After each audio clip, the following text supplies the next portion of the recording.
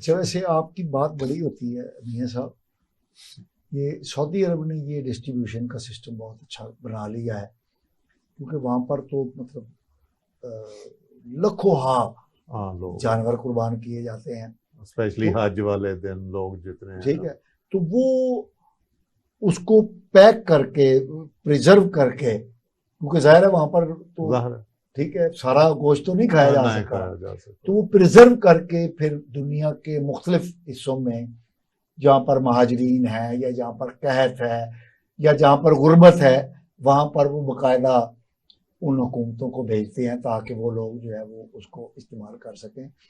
तो आपकी मियां साहब ये तजवीज़ बड़ी अच्छी है कि एक तो ये है कि हमें ईद कुर्बान पे जो है वो सफाई का बहुत ख्याल रखना चाहिए।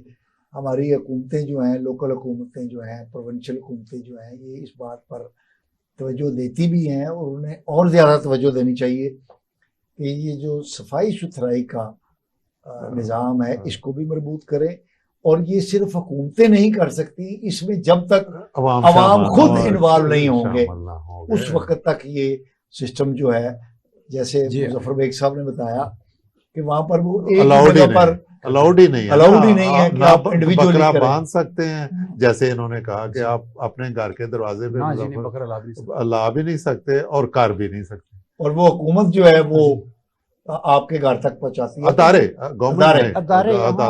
ऑर्गेनाइजेशन। अच्छा, ये जिन इदारों का आपने जिक्र किया ये मुसलमानों के कायम करदा है या गवर्नमेंट के हैं? ये वहाँ जी इस वक्त अल्लाह का खास करम है कि पहले तो हलाल मीट की शॉप कहीं कहीं होती थी, तो अब तो इस वक्त ये है कि जहाँ हम रहते हैं हमारा वो जो इंटरसेक्शन है उस पर ही 4-5 हैं शॉप। ओके, तो आप वहाँ किसी के साथ उनसे कमिटमेंट कर लेते हैं, आपका जो भी इसका चार्जेस हैं आप इन एडवांस उनको दे आते हैं, वो आपका नाम लिख लेते हैं जिसका भी आपने जिसके नाम पे भी करवानी करनी है, और वो उसी के बेस पे आ जाती है। तो बहरहाल लियाकत साहब की बात के साथ मैं इसको फर्दर थोड़ा सा ये ऐड करना चाह रहा हूँ कि कुर्बानी का मतलब ये नहीं कि आपने बकरे को ही हलाल करना है, हमें जो है ना उसके मुताबिक उसके जो असूल है उसका जो मफहूम है वो समझना है। और एक ये इससे बड़ी बात है कि उसके हमने 3 हिस्से करने हैं, ये भी बड़ी गौरतलब बात है कि आपने गरीबों को देना है, आपने रिश्तेदारों को देना है, आपने खुद रखना है। तो ये ही सबसे बड़ा इसमें जो हमारे लिए सिस्टम है, और ये सिस्टम की ये बात कर रहे हैं ये चीजें हैं, ये तो ऑलरेडी हम पर वाजिब बना दिया गया है कि हम इस सिस्टम के तहत जो है वो उधर तक कर रहे हैं, और अब जिंदगी के बाकी जो पहलू हैं आगे भी लाइफ में उसको इम्प्लीमेंट करें। मतलब हमें ये एक मैसेज मिल रहा है, हम उसको वाइड करें, उसको कन्वे करें दूसरों तक और उस पर अमल करें। नरीन साहब आप ये बताइए, जैसे पाकिस्तान में खवातीन के यानी 3 दिन पकवाई में गुजरते हैं, तरह तरह की डिशें, तो आप वहां पर क्या करती हैं? इस तरह का थैले आ गए फिर? नहीं, उस तरह का सिस्टम नहीं है वहां पे, जैसे एक दिन ही हम बुला लेते हैं सबको। अच्छा, तो मैक्सिमम यही है कि एक दिन ही वो होता है वो पकवाई वाला सिस्टम, बाकी फिर हम खुद ही आहिस्ता आहिस्ता वही रख लेते हैं और उसे बनाते रहते हैं। अच्छा, वहां पर गरीबों को देने का तो कोई सिस्टम नहीं? वहां पे गरीब हैं ही नहीं एक्चुअली, बस हमारे जो जानने वाले अपने रिलेटिव्स हैं उन्हें दे देते हैं। जाहिर है तकरीबन सारे ही वहां पर करते होंगे जी, तो जाहिर है वो जब सब ने किया हुआ है तो पकवान क्या मतलब नॉर्मल आप पकाते हैं, खास पकवान फिर पकाते हैं? जी, फिर जाहिर है ईद कुर्बान पे तो खास होता ही है पकवान, पुलाव होता है, पाए बाद में बनते हैं। अच्छा, पाए वहां पर कैसे मिलते हैं? क्योंकि यहाँ पर पाया जो है ये खासा मुश्किल होता है बनाना, उसको साफ कराना, वहां पर आपको? जी, वो साफ करके ही देते हैं हमें। अच्छा, तैयार? जी बिल्कुल तैयार, यस, वो बिल्कुल उनका सिस्टम है, वो हर चीज तैयार। और उन्हें पता है कि हम पाए खाते हैं, सिरी खाते हैं, तो वो बना के तैयार करके देते हैं। वैसे आपने वहां पर जाकर जी तो पाकिस्तानी पकवान ही अगर अडॉप्ट कर रहे हैं तो फिर कनाडा जाने की क्या जरूरत थी आप अगर आपने उधर के पकवान नहीं खाने?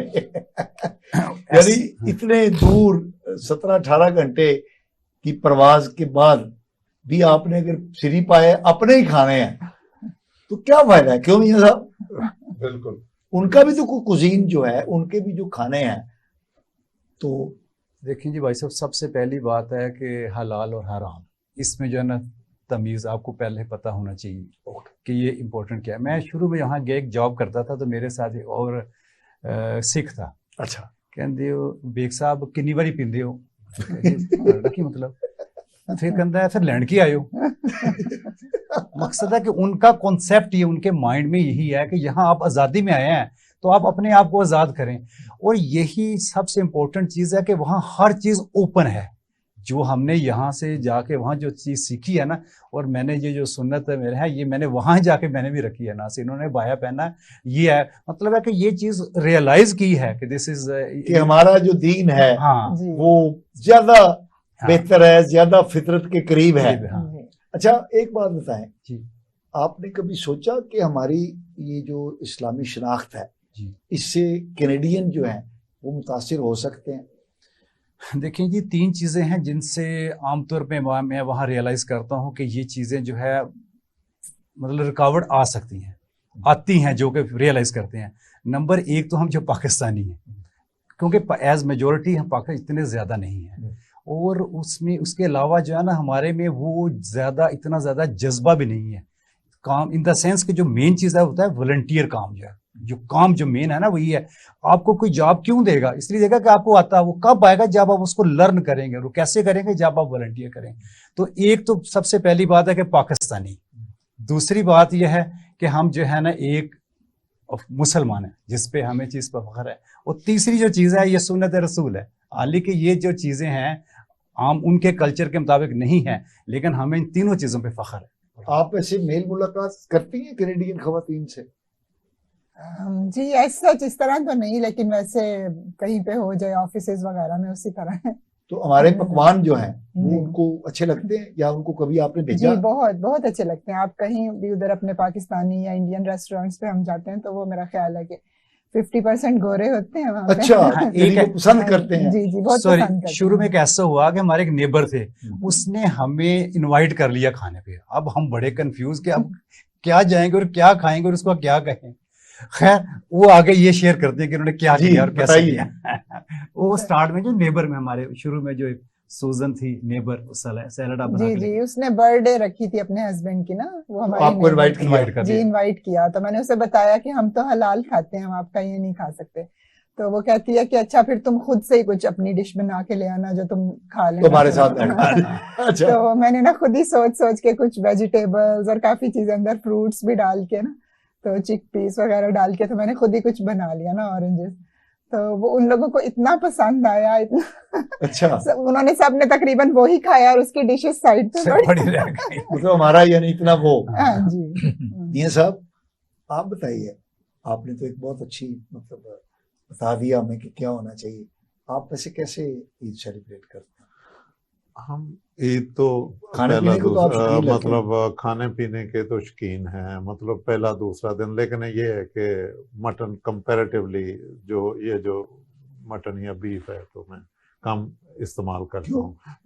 वो एक तो वैसे ही एज फैक्टर है। एज फैक्टर तो इतना नहीं है, लेकिन डे वन से मतलब चिकन जरा जूत हजम है आसानी से, ये जरा थोड़ा सा हैवी होता है, कोलेस्ट्रॉल बेस होता है। लेकिन यहाँ साहब हमारे यहाँ तो मतलब मटन मटन को तो बहुत ज्यादा प्रायोरिटी दी हाँ जाती है प्रायोरिटी तो दी और जाती है, गोश्त समझा ही मटन जाता है। मटन जाता है। लेकिन ये है कि मतलब हमारे जो प्रैक्टिस है ना बहुत ज्यादा ओवर ईटिंग की, उसमें देखिए ना हमारे यहाँ बीमारियां।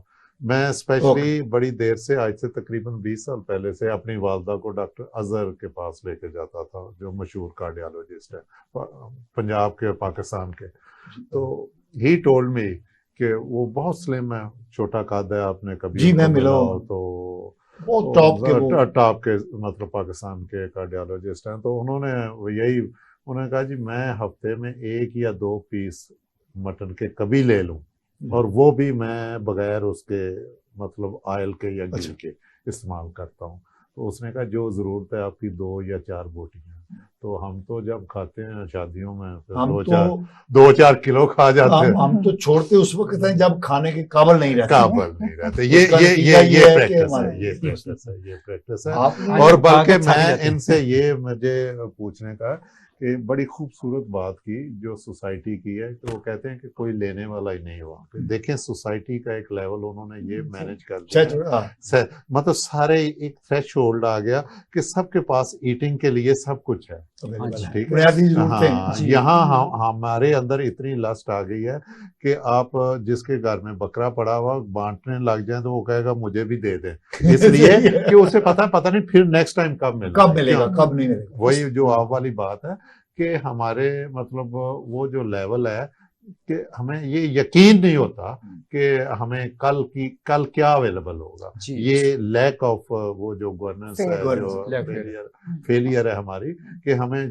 चीजों की यकीन दहानी नहीं है, ये हमारी। हाँ जी, मोहतरमा उसमें जी सॉरी ऐसी है न, कि जी प्लीज। नौरीन मुजफ्फर साहिबा, जी। हम प्रोग्राम के इख्तिताम की तरफ जा रहे हैं। आप क्या पैगाम देना पसंद करेंगी अपनी पाकिस्तानी ख़वातीन और हज़रात को, क्योंकि जाहिर है आप एक एनलाइटन खातून हैं और आप कनाडा में रिहाइश पजीर हैं, पाकिस्तान में भी आपने अपनी जहानत और उसका सिक्का मनवाया है, तो आप हमारी ख़वातीन को क्या पैगाम देना पसंद करेंगे? जी, क्योंकि ये ईद कुर्बान के लिहाज से ये प्रोग्राम आप कर रहे हैं, तो उसी लिहाज से मैं यही कहना चाहूँगी कि जैसे आपने कहा कि ये अब ईद जो है, ये कुर्बानी का वो जो फ़लसफ़ा है, वो जो तसव्वुर है, वो हमारे अंदर से निकल चुका है, बल्कि ये एक समाजी बरतरी और उसका एक बन चुका है ये सारा। तो वो हमें ख़त्म करना चाहिए, ये जो दिखावा है सारा कि हम इतने बकरे ले लें और ये करें और हम, तो ये चीज़ जो है ना, इसे ख़त्म करना चाहिए इस माशरे से। और दूसरा वही कि गंदगी और इन चीज़ों का भी बाद में ख्याल रखें कि किसी भी ऐसी चीज़ से दूसरों को तकलीफ ना हो बाद में। तो जफर बेग साहब, जी, मैं ये मैसेज देना आप चाहता हूँ। एक कामयाब ओवरसीज पाकिस्तानी हैं और आप अपनी रिवायतों से, अपने दीन से जुड़े हुए नजर आ रहे हैं, अल्हम्दुलिल्लाह। और इसका इजहार आपकी रेशम मुबारक से भी होता है, लेकिन रेशम मुबारक से इतना नहीं होता जितना आपकी ज़ौजा मोहतरमा के लिबास को देख के हो रहा है। तो वो ज़्यादा इस बात का इजहार है कि आप दीन के साथ जुड़े हुए हैं। आप क्या पैगाम देना चाहेंगे? जहाँ हम रहते हैं ना कनाडा में, हमने जब घर लिया वहाँ, तो हमारे घर के करीब एक मंदिर था। अच्छा उस मंदिर को कन्वर्ट किया गया मस्जिद में। अच्छा, तो खरीद के क्योंकि जब आप घर लेते हैं वहाँ, तो ये कोशिश करते हैं कि आप मस्जिद के करीब लें ताकि जा सकें। तो मैंने कहा कि इसमें इससे बड़ा अल्लाह का करम क्या हो सकता है कि आपने घर लिया और मस्जिद करीब आ गई। माशा। तो ये खास करम। तो उससे ये है कि आप यहाँ पूछते हैं कि क्या मस्जिद में आप वहाँ ईद की नमाज मस्जिद में पढ़ते हैं, जुमे में पढ़ते हैं, तो जब कहते हैं हम तो अल्लाह का करम है, पांचों टाइम ही मस्जिद जाते हैं, तो ये तो उसका खास करम है और उसकी ये रहमत है।